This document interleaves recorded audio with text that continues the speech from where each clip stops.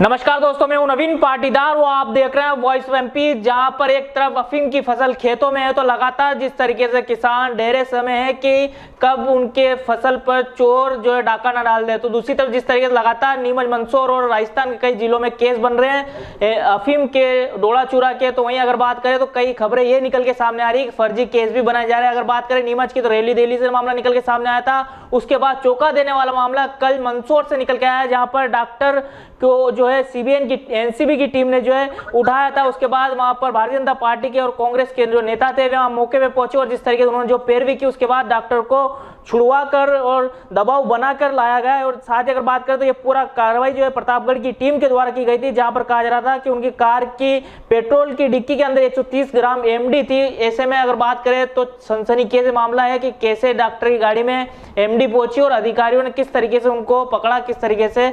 इस पूरे मामले बात करने के लिए हमारे साथ मौजूद है भारतीय जनता पार्टी के पूर्व विधायक और प्रदेश प्रवक्ता यशपाल जी। उनसे जानने की कोशिश करें किस तरीके से एक तरफ जहां पर किसान धैर्य से में है तो दूसरी तरफ जिस तरीके से डॉक्टरों को भी निशाना बनाया जा रहा है फर्जी केसों को लेकर, क्या कहेंगे यशपाल जी? सिर्फ इतना कहना चाहूंगा कि ड्रग्स के मामले में अगर कोई तस्कर है, कोई आरोपी है, तो नारकोटिक्स विभाग, पुलिस प्रशासन सब उसको धरपकड़ करे, उसको सजा दे दे, उसको गिरफ्तार करे, हमें कोई आपत्ति नहीं है। लेकिन पारिवारिक झगड़ों के चलते अगर कोई मैनिपुलेशन किया जाता है, कोई बनावटी प्रकरण बनाया जाता है या प्रकरण बनाए जाने की कोशिश की जाती है, चेष्टा की जाती है। मंदसौर के लब्ध प्रतिष्ठित चिकित्सक डॉक्टर डीडी संतानी, जिनकी उम्र लगभग 75 पार हो चुकी है, अपनी धर्म पत्नी के साथ अगर नवरात्रि के पर्व पर नालसा माता के मंदिर में जाते हैं और अंबेडकर की स्टेचू पर के समीप में उनकी गाड़ी में रोका जाता है या यह कहा जाता है कि हमको आपकी गाड़ी की तलाशी लेना है, और तलाशी के दौरान अगर एमडी निकल जाती है 150 ग्राम और न डॉक्टर को पता, न उनकी धर्मपत्नी को पता, न किसी और को पता। मुखबिर कौन था, किसके डायरेक्शन से प्रतापगढ़ की नारकोटिक्स ब्यूरो की टीम यहाँ पर आई, विभाग को यह भी स्पष्ट करना चाहिए। और अगर नारकोटिक्स की टीम यहाँ पर आई तो स्थानीय पुलिस प्रशासन से क्यों नहीं सहयोग और सहायता मांगी गई? एक्ट बोलता है, विधान बोलता है कि अगर किसी दूसरे राज्य की पुलिस किसी अपराधी को पकड़ने आती है तो उसके लिए स्थानीय प्रशासन को सूचित किया जाता है। मंदसौर में स्वयं पुलिस प्रशासन के अलावा नारकोटिक्स की टीम यहाँ रहती है, नारकोटिक्स का विभाग यहाँ पर है। अगर कोटा से अधिकारियों ने निर्देशित किया है तो प्रतापगढ़ की नारकोटिक्स की टीम क्यों आई, नीमच की टीम क्यों नहीं आई, मंदसौर की टीम क्यों नहीं आई? और बाद में जब दबाव बना, समाज के लोग गए, जनप्रतिनिधियों ने उसको प्रोटेस्ट किया, निर्दोष व्यक्ति को सजा न मिले, इस लक्ष्य और इस ध्येय को लेकर के जब हम चलते हैं तो अंतोगत्वा नारकोटिक्स विभाग ने इस गलती को स्वीकार किया और डॉक्टर संतानी जी को और उनकी गाड़ी को रिलीज कर दिया। यशपाल जी, अगर बात करें तो जिस तरीके से ये हाई प्रोफाइल मामला बनता हुआ दिख रहा था, आपने लगातार जो है नीमच, मंदसौर के सांसद और चित्तौड़ के सांसद उनसे भी संपर्क किया। जिस तरीके से कहा जा रहा है कि डिप्टी सीएम जगदीश देवड़ा भी इस पूरे मामले में, उनकी भी एंट्री हुई। अगर हाई प्रोफाइल मामला था तो क्या मानते हैं अधिकारियों पर कार्रवाई तुरंत होनी थी? आखिर जाँच की क्या जरूरत है? जिस तरीके से आपने कहा कि ये एक फर्जी केस है, तो क्या कहेंगे आप, तुरंत अधिकारियों पर कार्रवाई क्यों नहीं होती है? कानून, न्यायपालिका बोलती है कि 10 दोषियों को गिरफ्तार कर लो, सजा दे दो, कोई दिक्कत नहीं, लेकिन एक निर्दोष को सजा नहीं मिलना चाहिए। ये कानून बोलता है, ये विधान बोलता है, ये विधायक बोलते हैं। तो ऐसी स्थिति में ये जिस प्रकार से अगर नारकोटिक्स का और एमडी का और अफीम का तस्करों को पकड़े, तस्करों को छुड़ाने नहीं जाएंगे, कभी नहीं जाएंगे, वो समाज विरोधी लोग हैं। लेकिन अगर पारिवारिक झगड़े इस स्तर पर बढ़ जाए कि वो ड्रग्स का सहारा लेकर के सामने वाले व्यक्ति को फंसाने की कोशिश करे, निश्चित मैं वित्त मंत्री महोदय को एक चिट्ठी लिखूंगा और मैं तो जांच की मांग करूंगा कि मुखबिर कौन, कहां से एमडी आई, क्यों प्रशासन को फिर को छोड़ना पड़ा, क्यों उनको गिरफ्तार किया गया, किसके निर्देश पर यह कार्रवाई हुई है। अनेक यक्ष प्रश्न है जो इस बात को दर्शाते हैं कि इसकी जांच होना चाहिए। यशपाल जी, अगर बात करें तो नीमच, मंदसौर अफीम उत्पादक इलाका, यहाँ पर किसानों पर भी फर्जी केस बनाए जाते हैं, लेकिन सबसे बड़ा कारण ये देखने में आता है कि किसी अधिकारी के ऊपर कोई कार्रवाई नहीं होती है। जिस तरह अगर बात करें, उदाहरण के लिए शशांक यादव घूसकांड सामने आया था, उस पर कार्रवाई हुई तो उसके बाद जो है जिस तरीके से उस पर रोक लगी, जहां पर किसानों की जो अफीम थी जिसको घटिया बताने का काम किया जाता था, उस पर रोक लगी। जिस तरीके से अगर बात करें फर्जी केस बनाए जाते हैं, अधिकारी पर कार्रवाई जब तक नहीं होगी, आप नहीं मानते कि ये रुकेगा नहीं सिलसिला? अल्कोलाइट फैक्ट्री के प्रभारी प्रबंधक की शिकायत मैंने करी थी, एक्स पर मैंने लिखा था, ट्वीट पर मैंने लिखा था, मैंने मेल किया था, माननीय क्षेत्रीय सांसदों को मैंने लिखा था, माननीय वित्त मंत्री महोदय को मैंने चिट्ठी लिखी थी। और उस समय भी मेरे कारण से या मेरे प्रश्नों के कारण से या मेरी रुचि के कारण से शशांक यादव निलंबित हुआ, ये हमको भूलना नहीं चाहिए, उनको सजा मिली है। और दूसरा, अगर आपको याद हो तो आप तो नीमच से प्रतिनिधित्व करते हैं, वॉइस ऑफ एमपी के आप वरिष्ठ पत्रकार हैं। नीमच में पुलिस प्रशासन ने गोयल नाम के किसी ठेकेदार को बैडमिंटन खेलने गए थे और उनकी गाड़ी में अफीम जब्त करवा करके प्रकरण बना करके जावत पुलिस ने उनको अघोषित रूप से बंद रखा 6 घंटे तक। परिवार के लोगों ने उनकी अपहरण की रिपोर्ट दर्ज करी, मैंने उसमें हस्तक्षेप किया। नया गांव के, डिकेन के, जावत के 6 पुलिस कर्मचारी निलंबित हुए।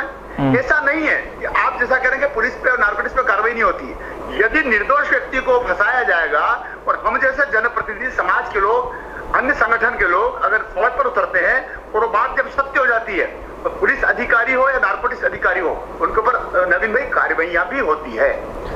यशपाल जी, आपने कहा कार्रवाई भी होती है और हमारे पास तो कई तरह की खबरें भी निकल के आती है और खबरों की जानकारी पुष्ट भी होती है। साथ ही अगर बात करें तो 829 की धारा को लेकर लूट मची रहती है अधिकारियों के द्वारा, चाहे नारकोटिक्स विंग की बात करें या सीबीएन की बात करें, वो लूट मचाते हैं। दूसरी तरफ अगर बात करें, हाल ही में 3-4 मामले सामने आए, आपके मंदसौर में भी 2 मामले बताए जाते हैं, नीमच में रेवली देली का मामला है, एक जीरन क्षेत्र का मामला। तो क्या मानते हैं ये अधिकारी 829 की धारा को लेकर लूट मचाते हैं, उस पर किस तरह की कार्रवाई होनी चाहिए ताकि अंकुश लगे? क्योंकि 35 लाख, 40 लाख, 50 लाख का तोड़बट्टा किया जाता है। लोकसभा में एक बार पुनः 1984 के इस कानून को पुनर्विचार करना चाहिए, राज्यसभा में भी और लोकसभा में भी। और इसके जो नियम बने हुए हैं, जिस प्रकार से एक तस्कर से अफीम पकड़ी जाती है, ड्रग्स पकड़ी जाती है और उससे अगर 10 नाम ले लिए जाते हैं और 10 नाम के कारण से जिस प्रकार से वो एक लाइन बनती है, उसको कहीं ना कहीं खत्म करना चाहिए। तस्करों की तस्करी रुकना चाहिए, तस्करों के ऊपर कड़े कानून बनना चाहिए। लेकिन अफीम के, ड्रग्स के पकड़ने के बाद यदि कोई धारा 829 का जिस प्रकार से मिसयूज होता है, इस मिसयूज को रोकना चाहिए।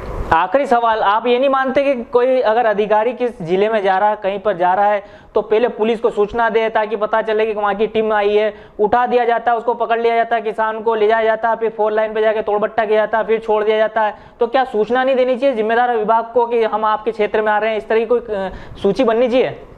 निश्चित, कल की घटना में मैंने डीआईजी मनोज सिंह से बात करी थी, रतलाम मंदसौर नीमच रेंज के अधिकारी से, मैंने एसपी से बात करी थी और दोनों पुलिस अधिकारियों का यही कहना था कि अगर प्रतापगढ़ की नारकोटिक्स की विंग आती है तो स्थानीय पुलिस को इत्तला करना चाहिए, उनको नोटिस में लाना चाहिए। ये तो कानून बोलता है और मुझे लगता है कि इसी आधार पर एसपी मंदसौर और डीआईजी नीमच मंदसौर रतलाम, इनको नारकोटिक्स वालों को चिट्ठी लिखना चाहिए, पत्र लिखना चाहिए, पूछना चाहिए। आपने बिना हमारी अनुमति के और बिना हमको कॉन्फिडेंस में लिए आपने घटना को कैसे अंजाम दे दिया? लिखना ही चाहिए, बताना ही चाहिए।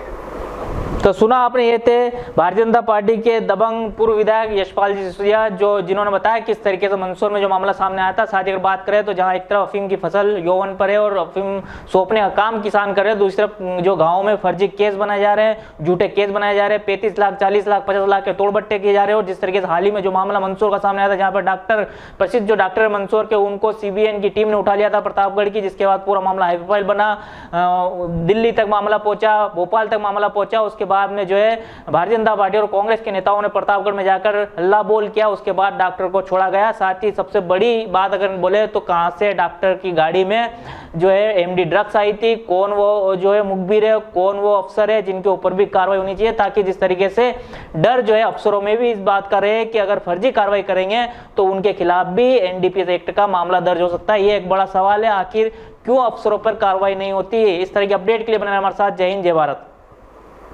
बिरबल, हमारे महल की ये क्या बुरी हालत हो रखी है।